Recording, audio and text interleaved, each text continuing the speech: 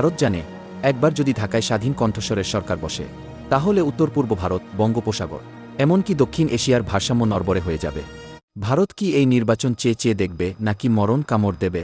একটা প্রশ্ন এখন শুধু রাজনৈতিক অঙ্গনে না, চায়ের দোকান, ফেসবুক লাইভ, ইউটিউব কমেন্ট, সবখানেই ঘুরছে বাংলাদেশের আসন্ন জাতীয় নির্বাচন। আর তার পাশেই দাঁড়িয়ে আছে এক শক্তিশালী প্রতিবেশী ভারত। প্রশ্নটা খুব সোজা, কিন্তু ভেতরটা ভয়ঙ্কর গভীর। ভারত কি এই নির্বাচন চুপচাপ দেখবে, নাকি নিজের স্বার্থে মরণ কামড় দেবে? কারণ ইতিহাস বলছে, ভারত কখনোই বাংলাদেশকে নিরপেক্ষ প্রতিবেশী হিসেবে দেখেনি। দেখেছে কৌশলোক্ত এলাকা, বাফার জোন আর প্রভাব বলয় হিসেবে। বাংলাদেশ কেন ভারতের কাছে এত গুরুত্বপূর্ণ?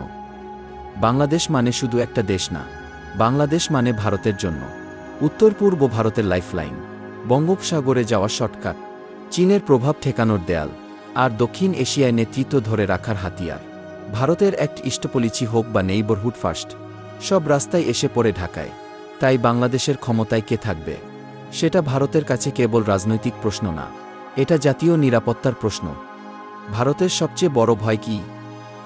ভারতের ভয় নির্বাচন না, ভারতের ভয় হল নিয়ন্ত্রণ হারানো। যদি এমন কোনো সরকার আসে যারা ভারতের কথায় না চলে, যারা চীনের দিকে ঝুঁকে পড়ে, যারা ট্রানজিট, নদী, সীমান্তে করা অবস্থান নেয়, তাহলে দিল্লির মাথাব্যথা শুরু। ভারত জানে, একবার যদি ঢাকায় স্বাধীন কণ্ঠস্বরের সরকার বসে, তাহলে উত্তর পূর্ব ভারত, বঙ্গোপসাগর, এমনকি দক্ষিণ এশিয়ার ভারসাম্য নড়বড়ে হয়ে যাবে। অতীতে ভারত কি করেছে?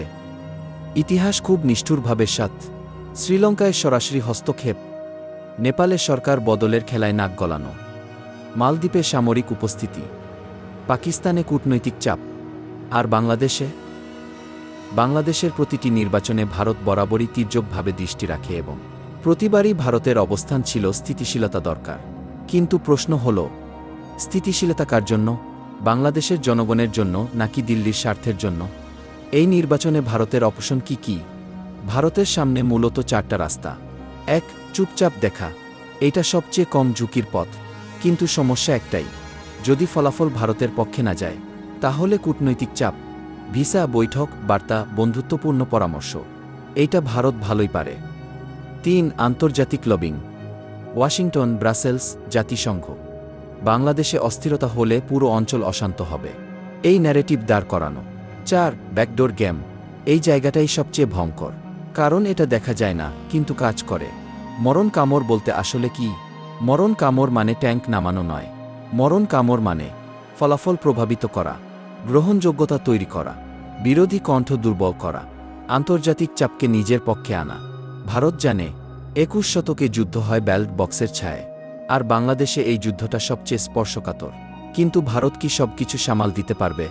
না, পারবে না। এই প্রথমবার পরিস্থিতি আলাদা, কারণ যুক্তরাষ্ট্র চোখ রাখছে, ইউরোপ কথা বলছে, চীন নীরবে হাসছে, জনগণ আগের চেয়ে সচেতন। ভারত জানে, অতিরিক্ত চাপ দিলে উল্টো ফল হতে পারে, দিল্লির কৌশলই ভেঙে যেতে পারে। তাহলে প্রশ্নে ফিরি, ভারত কি চেয়ে চেয়ে দেখবে? না, দেখবে না। ভারত কি মরণ কামড় দেবে? সরাসরি না, কিন্তু নখদাঁত বের করে প্রস্তুত থাকবে। শেষ পর্যন্ত ফল নির্ভর করবে এক জায়গায়, বাংলাদেশের জনগণ কতটা ঐক্যবদ্ধ, সচেতন আর দৃঢ়। কারণ ইতিহাস বলে, যে দেশ নিজের ভোট রক্ষা করতে পারে, সে দেশই বড় শক্তির চোখে চোখ রেখে কথা বলতে পারে।